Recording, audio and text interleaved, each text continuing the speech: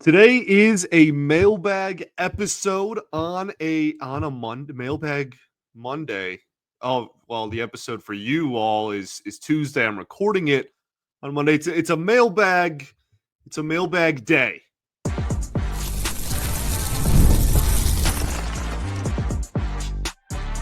You are Locked On Tigers, your daily Detroit Tigers podcast. Part of the Locked On Podcast Network, your team every day. What is up, everybody? Welcome back to another edition of Locked On Tigers. I'm, of course, your host, Scott Bentley. Today is Tuesday, unfortunately, not Monday. Well, it's better. Tuesdays, I think, are better than Mondays. Anyway, July 1st, 2025. Thank you so much for making Locked On Tigers your first listen every single day. We are free and available wherever you get your podcasts, including YouTube, part of the Locked On Podcast Network, your team every day. Today's episode is brought to you by FanDuel. Right now, new customers can get $150 in bonus bets when your first $5 bet wins. Welcome in. Welcome all. Happy Tuesday, everybody. Hope you all had a fantastic Monday. The Tigers did not play on the last day of June, but they do play here on the first day of July. We'll preview that series as a whole against the Nationals at the end of this show. The rest of the episode is going to be a mailbag show as promised. Got a ton of questions. We obviously are not going to be able to get to all of the questions, but a lot of them overlapped in some capacity, right? There was a ton of questions about contract extensions. There was a ton of questions about the trade deadline, easily more than any other question. Just, what prospects to trade, what not to trade, who are we targeting, et cetera, et cetera. And then some stuff on, lineup construction and injuries and whatnot. So let's go through and answer y'all's questions. First up from Eric Chamberlain, we have, should the Tigers use the All-Star break to sign Gleyber Torres to a contract extension? So I love this question for a lot of reasons. One, because Gleyber's been so good that it's kind of, I don't know, like a foregone conclusion that, why would the Tigers not be at least interested in that? Now, there's a couple of factors here that I think are in play. One, and I say this all the time with contract extensions and really free agency in general, is it takes two to tango, okay?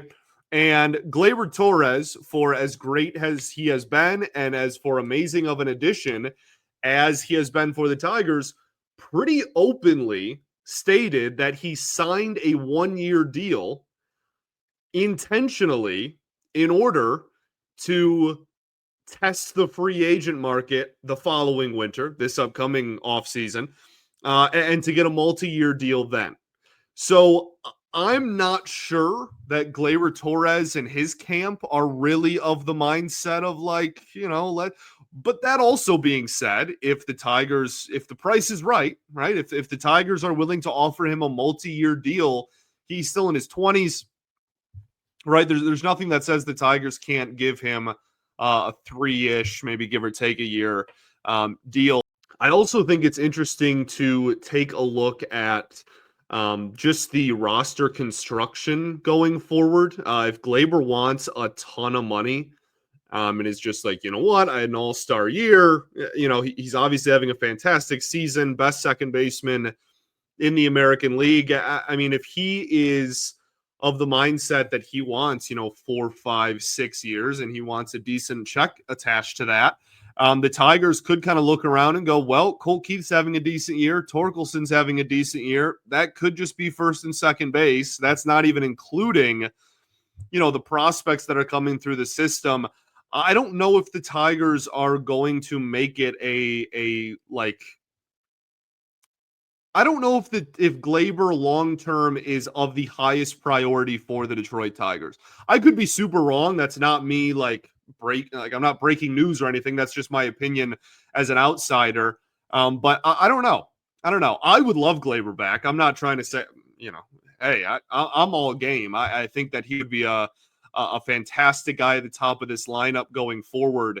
But just given what the Tigers system looks like and given the fact that he's probably going to want to test the market, I think it's probably going to be an uphill battle. That's all I'm trying to say. So we'll see. We'll see how the rest of the year plays out. Yeah, I'm sure the Tigers are interested in retaining a talent like his. From Alex, we have, why do you think AJ Hinch doesn't put Gleyber Torres in the leadoff spot, but puts Colt Keith and Kerry Carpenter there? So, honestly, the best explanation I have for this is, again, more so about Gleyber than about the other players. Gleyber Torres has been one of the best high leverage or runners in scoring position hitters in literally all of baseball so far this season. But he also doesn't have a ton of power in the bat anymore, and is more of an OBP guy, as we are all aware. So, look, I agree with you. I would like to see Gleyber in the leadoff spot a lot more.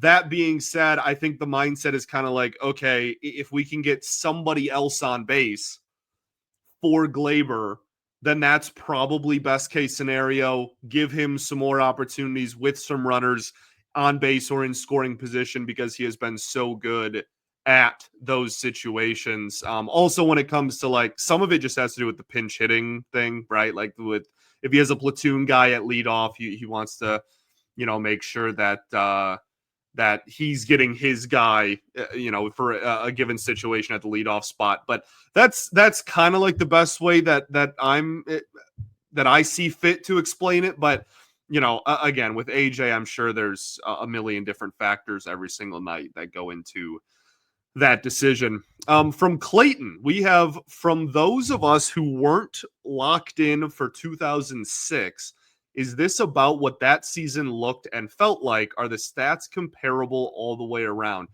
Super interesting question that I love. So for me, and this is purely a vibes thing, this is not analytical, this is not like the stats line up or anything, pure vibes, okay? I think last year was more similar to 06 than this year. 06 was a magical season, like a Cinderella story of epic proportion. Okay. And I think that more aligns with last year and kind of the crazy turnaround in the second half push than it does maybe this year, where it's, they took first place over in the division in April and now we're the best team in baseball. And there's a lot of differences too. I mean, the AL Central being a big one. In 06, go look at the 2006 American League Central. Disgustingly good. The Tigers, I'm pretty sure, were second place, third, whatever. The Tigers did not win the division with like 97 wins. And I'm pretty sure 4 teams were over 500 or over 80 wins, maybe. Just a I guess they would have had to have been second place because there was only one wild card spot back then. Anyway, really, really good division with like a lot of talent this year. They're just kind of running away with it. But I think that from again, kind of like the vibes, certainly August and September of last year reminded me a lot of kind of the 2006 run, but I don't think there really is a comparable to this year's team. And I know that sounds kind of wild, but and we're only halfway through, right? There's still a lot of baseball left to be played. We'll see how it plays out. I don't want to jump the gun with anything, but I feel like this year's team is so unique in its structure compared to every other Tiger team in at least my lifetime, right? Since the late 90s. But we'll see. We'll see how the rest of it plays out. I think that's a really fun question, though. I just feel like the 2011 to 2014 teams were just so oozing and loaded with talent that it was like, yeah, like they probably should be good. I don't think anyone had the Tigers as, right? So it's kind of like that weird, maybe that is more in line with 06 then. Maybe you're right. I don't know. Fun question, but this one really feels unique to me personally, which doesn't mean anything to anyone. Let's talk about the trade deadline. Okay, we will do that right after this. First, though, got to talk to y'all about our friends over at Monarch Money. Have you ever wished managing money felt easier? With Monarch Money, it can. Whether you're growing your savings or planning a big purchase, Monarch puts you in the driver's seat. It's like having your own personal CFO, giving you full visibility and control over your finances. Monarch Money is more than a budgeting app, it's a complete financial command center. You can track all your accounts, investments, and spending all in one place. So, in addition to managing your money, you're also building wealth. There's so many great features when it comes to, again, tracking your money, spending, what you're spending on. I tell you all the time about the things that I found out I was spending money on that I didn't even really realize I was. And if you share your finances with someone, Monarch makes it super easy to do that as well. So take control of your finances with Monarch Money. Use code LOCKEDONMLB at monarchmoney.com for 50% off of your first year. That's monarchmoney.com, code LOCKEDONMLB for half off of your first year. All right, everybody, welcome back here. Segment 2, Locked On Tigers. Appreciate you all for tuning in as always, making us your first listen every single day. Shout out to the everydayers that do tune in every day. And we will, of course, be back tomorrow recapping game 1 against the Washington Nationals. We'll preview that at the end of the show today. Let's get back into your mailbag questions from Bryce.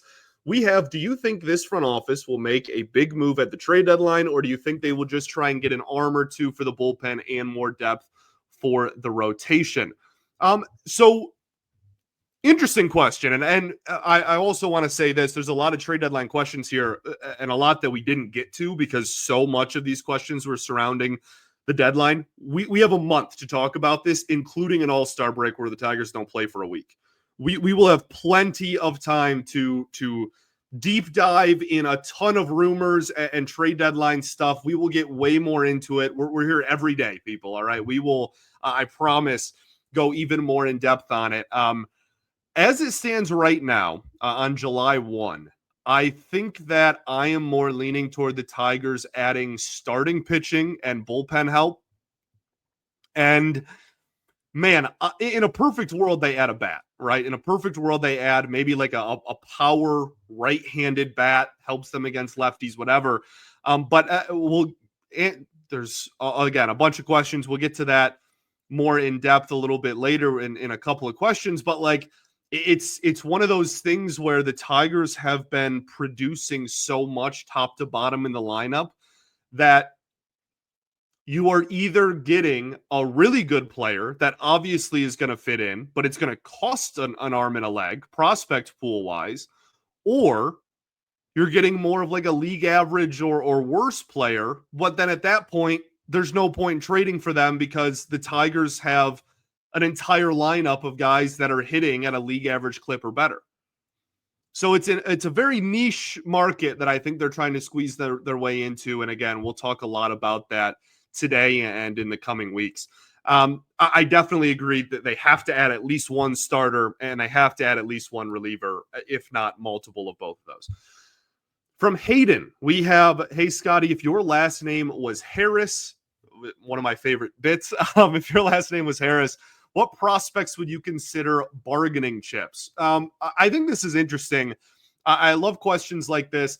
I want to preface it by saying I believe this front office is truly of the mindset that like the concept of untouchable players doesn't really exist, which I appreciate. I agree with that mindset.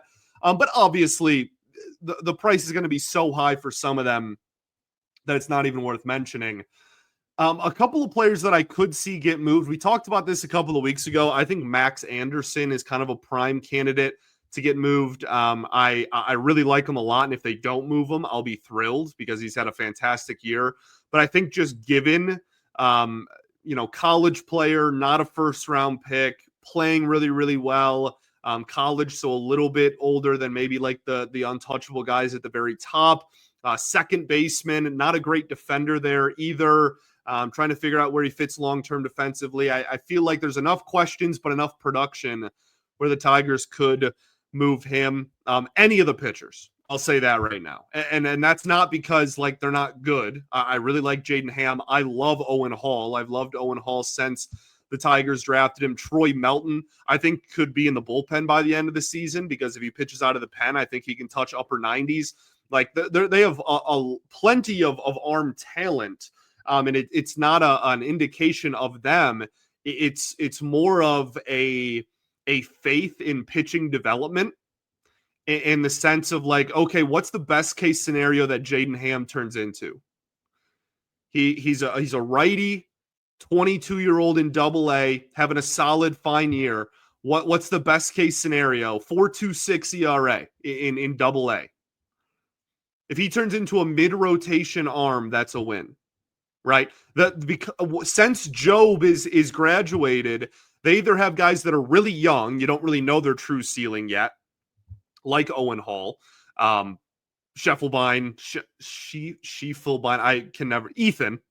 I had a listener actually correct me on his last name, so I got to go back and figure out. But like, guys like that are 18, 19 years old, and you don't really know how good they're going to be, or you have guys that are a little bit older but aren't ace potential because Job is graduated and obviously not a part of this conversation anymore. So I think any of the starting pitchers really could be on the move. And yeah, I mean, like, honestly, this might upset people, but it wouldn't be the most shocking thing in the world if they dangled like Hao-Yu Lee out there in front of some teams. Yeah, like he's had a fine year and he certainly turned it around. He got off to a really slow start. He's been hitting a lot better lately. But again, maybe not like a true guaranteed position long term. I don't know. I think that's another guy that maybe they could see trading. And like, I know it's so generic, but legitimately any of the pitchers, dude, any of them, because that's just how this team is kind of constructed. There's a belief that pitching talent is going to be developed. So unless you're Jackson Jobe level stuff, you know, if another team values you a lot to give the Tigers an all-star caliber player at the major league level, they're probably going to consider it.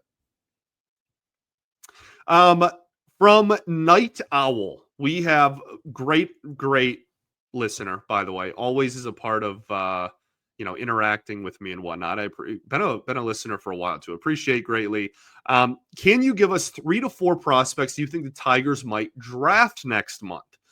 Awesome question. So the MLB draft is during the All-Star break, which I think is so good for baseball and so smart of baseball to do. I really appreciate them trying to push the MLB draft a lot more. So honestly, if you're looking for one kind of above all else, the one name that everybody and their mother is linking to the Detroit Tigers is Slater DeBrun. He's a lefty outfield prep bat. Does that not sound like everyone the Tigers have taken in the first round in the Harris regime? Yes, it does. 18 years old, high schooler from Oregon, and is a lefty outfielder, and really athletic, has wheels, can absolutely fly, really good contact swing, but I don't know, maybe not the best power hitter on the planet, but I think like the Tigers are picking at 21? They're in the 20s. Like, it's such a wide range when you're this far back. They could take anybody mocked from like the 3rd round to 10th overall, depending on how the board falls, right? Which is awesome because that means the team is good. It just also means that, you know, the further you're getting further and further away from the blue chips that publications and front offices identify early in the cycle. So DeBrun is somebody that, again, a lot of people have kind of pointed to. I really like Josh Hammond. He's a right-handed hitting third base prep bat with a little bit of power. I think this team really needs to add power bats to the organization. And Hammond isn't, like, I'm not trying to make him sound like he's, Adam Dunn up there, but why did I pick Adam Dunn? Shout out though, but a man before his time, or a man ahead of his time. That's the phrase. But I like Hammond a lot. He's also a two-way player. Like, if you want to buy into, being well-rounded and whatnot, he can throw like 94, 95 on the bump. If you're looking for a pitcher, who knows? I would love for Cruz Schoolcraft to fall to the Tigers at in the 20s, but he's a lefty at 18. That's 6'8" and throws like 98 miles an hour. I have a hard time believing that he is going to be on the board by the time the Tigers pick. But if you're looking for maybe a pitcher to keep your eye on, that would be one. We will have a full draft preview like we do literally every year once we get closer to the day. So we'll go way more in depth on a lot more guys. But every year that goes by, I focus less and less on college players because this front office just proves year in and year out, year after year, that they just want prep players at the top because they have the highest ceilings, and you can't really fault them with how the farm system looks right now. So we'll do a lot more in-depth analysis and whatnot, but those are kind of 3 or 4 names that I'm looking at. Let's keep the ball rolling here and talk about some more trades and some more prospects that are already in the Tigers organization. We'll do that right after this. Got a talk deal today about our friends over at FanDuel. Summer sports are in full swing, and whether you're all about baseball under the lights, golf on the green, or high-stakes soccer action, FanDuel is the best way to make every game even more exciting. You're already following the action. Why not make it a little bit more thrilling? With FanDuel, you can get in on the game action while your friends are getting sunburned at the beach. I've been using FanDuel to track my favorite matchups for a while now. The app keeps it fresh with new daily promotions and fun ways to bet all the time. Whether I'm placing same game parlays, watching a bet right into the 9th inning, FanDuel makes it easy to follow and makes it feel like I am a part of the action. If you're new to FanDuel, new customers can bet just $5 and get $150 in bonus bets if your first bet wins. Open the FanDuel app today or visit FanDuel.com to get started. All right, everybody, welcome back here. Third and final segment of Locked On Tigers. Appreciate y'all for tuning in as always. Let's talk about the minor leaguers. So this is from James. When will the Tigers move up their great group of minor leaguers? I can think of close to 10 that should immediately be moved up.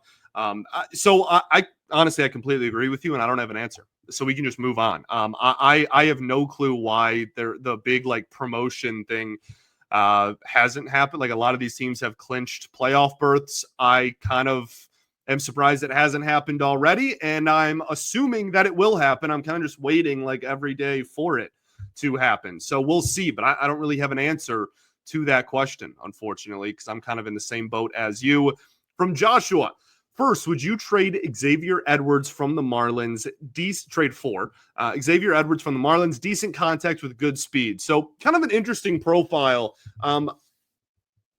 There's a lot of factors here as well. I think kind of going back to my comments I made earlier, who does he replace, right? I think you're crushing it with the profile that the Tigers look for, right? This guy, if you're unaware of Xavier Edwards, he steals bases, which is something the Tigers don't have. But at the plate, he walks a lot, never strikes out, high batting average, high OBP guy, and plays middle infield. So you can kind of presumably move him around a little bit. But who does he replace? Because he's not a very good defender. And Zach McKinstry has straight up been better than him. He's certainly not replacing Gleyber. He's not going to replace Matt Vierling. He's not going to replace Javi. So, like, where does he even fit in? I guess you could send down Jahmai Jones, but then you're losing out on an outfielder potentially. And again, Edwards isn't like a plus defender. Certainly at shortstop, he's a little bit better at second base because he doesn't have a very good arm. So I think the profile is enticing in that regard. The other big thing is I think the Tigers offensively are looking to add some power. Xavier Edwards might have the least amount of power in Major League Baseball, and that's not an exaggeration. Guess how many barrels he has this season? Not home runs. He has one career homer. He got called up in 2023. Okay, we'll start with that. How many barrels does he have this year? How many times has he hit the ball and recorded a barrel? 0. He literally has not recorded a barrel, and it's July. So I think that the Tigers would... again, I think the profile, you're on the right track. I think you're crushing it there. I just think for him specifically, I would be a lot more enticed if Zach McKinstry didn't have an 800 OPS, but he does. So I really am not sure there's too much of a spot for a guy like that. From David, we have Who would, also Joshua had a question about projecting the 2027 lineup. So we actually do in September every year next season lineup prediction episode, like in the middle of, not in the middle, at the end of the season every year with games left still, because, kind of fun. From David, we have great show. Who would you name team captain? I love questions like this. I really do. It might shock people. Okay. I would pick Matt Vierling. And the only reason is because of all the reports we've gotten about Matt Vierling out of the locker room over the years. Evan Petzold's talked about this a lot at the Freep. I know Cody Stavenhagen for The Athletic has talked about this. I'm sure probably everybody, McCoskey, Beck, Woodbury, etc., have all talked about this. But Matt Vierling is widely known to be kind of like the clubhouse leader. And when at full health, you can put him in and have him play every day. He'll play any position. He does pretty much everything, master of all, or jack of all trades, master of none type of player, right? And just seems to be like the guy in the dugout in the clubhouse. So the Tigers haven't had a captain since 99? I want to say 98, 97, somewhere in the late 90s was the last time they had an like official team captain. And kind of a dying breed. Like, not too many teams have captains. Judge, obviously, Salvador Perez in Kansas City. Boston back in the day had like Jason Varitek. Like, it's not a popular thing anymore as it used to be in like the 60s and 70s. So we'll see if the Tigers even ever have a captain, really ever again. But if I had to pick one on this current team, I think I would genuinely go Matt Vierling. I think that, or like Jake Rogers is always a decent pick as well. But let's go with Hero is the end. HERO is the end of it. I'm not even going to try to my imaginary hero. Goodness gravy. I can't read. Okay. What is the best game you've ever seen in person? I was lucky enough to see the combined no-hitter against the Blue Jays, and curious what your favorite game you've seen live is. I love questions like this too. We'll kind of end on a little bit of a lighter note here. Great question, my imaginary hero, which I totally read correctly the first time. Mine is not even close, and I'm not even sure it'll ever be topped for the rest of my life. Might have reached my peak. I was at the 2006 ALDS game at Comerica Park, in which the Detroit Tigers eliminated the New York Yankees. So that, and not only that, we won the tickets. And the tickets we won and literally did not have to pay for were like 10 rows back from home plate. Actually, matter of fact, that full game is on YouTube. And if you go, you can literally see the entire game. Now, it's not in HD because it's 2006, so it's a little fuzzy. But you can literally see 8 or 9-year-old me in between my mother and father right behind home plate, a few rows up from home plate for almost the entire game. Had Joel Zumaya sprayed the crowd with champagne, Curtis Granderson, Jim Leland walking around, Nate Robertson walking around. Just unbelievable. I'm not sure that's even like toppable. Jeremy Bonderman, that game for all of those who remember. Okay, awesome questions. Again, we will get way more in depth on the trade deadline, the draft, etc., as we get closer to those days. But I wanted to answer as many as we could today. Some other news. The trio of, this was another question we got. Who is untouchable in the Tigers organization? I don't think the Tigers believe in untouchable. If there is one, it's Kevin McGonigal. I do not think that there's much of a player or package out there that would pry Kevin McGonigal from the Detroit Tigers. Anybody else, I think there's at least somewhat of a like Max Clark, that they're not going to shop Max Clark, but if you give up, like one of the 20 best players in baseball, then sure, I'm sure the Tigers will consider it.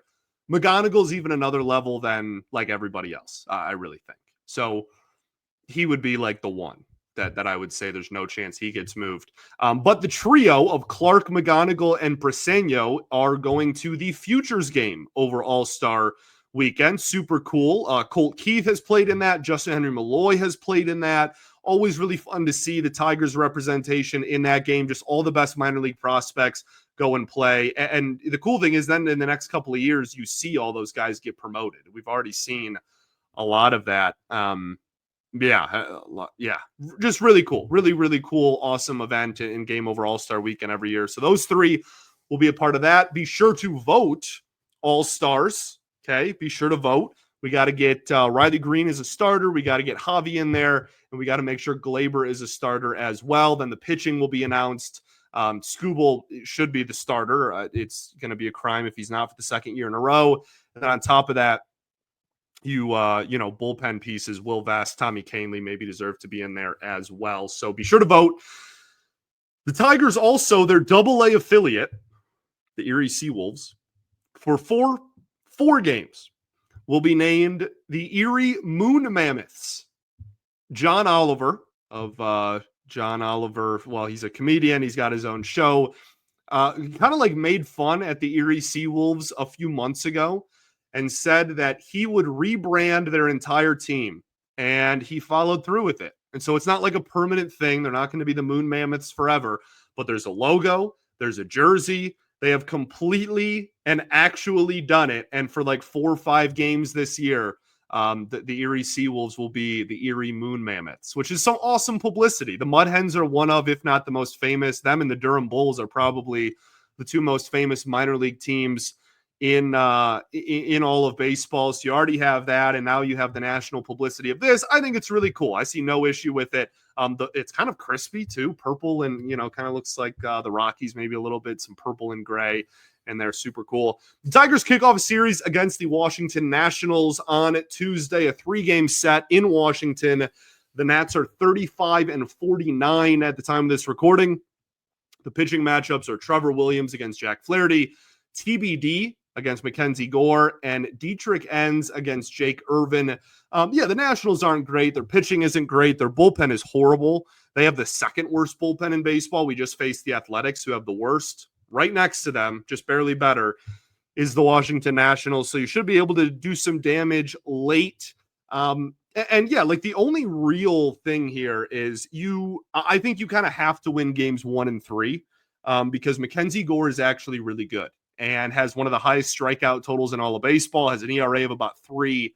And we don't even know who's going to start that game for the Tigers. It might be Reese Olson, it might be Sawyer Gibson Long, it might be a bullpen day. We will see. Reese Olson coming back from injury, Sawyer Gibson Long, opener, whatever, Cater Montero, whatever it ends up being, against one of the best starters in baseball so far this year. And on the road for the Tigers, you should probably be favoring all 3 of these games. But if there was a game to drop, it'd be that one. So take care of business in the other 2. Trevor Williams has an ERA over 5. Jake Irvin has an ERA just under 5.